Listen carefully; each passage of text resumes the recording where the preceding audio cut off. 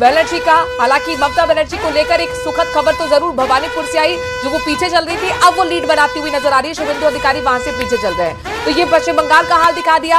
असम में देखिए बहुमत के आंकड़े को पार कर चुकी है बीजेपी बहुमत के आंकड़े को पार कर चुकी है। 68 सीट पर बीजेपी का गठबंधन आगे चल रहा है। कांग्रेस का गठबंधन जो है वो 22 सीटों पर आगे चल रहा है। It's good. Still, what message would you like to give to the counting agents? Yes. Counting agents को क्या मैसेज देना चाहेंगे अभी की?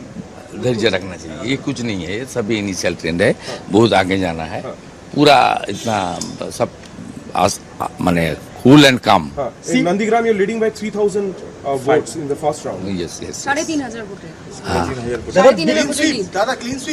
है। ये मेरा आंकड़ा है ना, वहाँ 5 मुसलमान बूथ था आउट ऑफ 14 जो काउंट हुआ। मुसलमान बूथ में भी टीएमसी को हालत खराब कर दिया नंदीग्राम। दादा शुभेंदु अधिकारी मुसलमान बूथ में भी खराब कर दिया। ये मेरा थोड़ा सिग्नल था। दादा ज्यादा दिन तक लोग को गुमराह करने नहीं हो सकता। প্রথম দিকে যা ট্রেন্ড তাতে করে মধ্য কলকাতার বেশ কিছু তৃণমূল অফিস সেগুলো ফাঁকা হচ্ছে ধীরে ধীরে। না না, I am not passing any comment. কেন বহুদলীয় গণতন্ত্রে কেন থাকবে না পার্টি অফিস? নো নো, কাঁটি কি টক্কর ইটস নট গুড। ওরা যে কালচার করেছে, দেখুন কুকুর মানুষের পায়ে কামড়ায়, মানুষ কখনো কুকুরের পায়ে কামড়ায় না। ভারতীয় জনতা পার্টি এসবে বিশ্বাস করে না।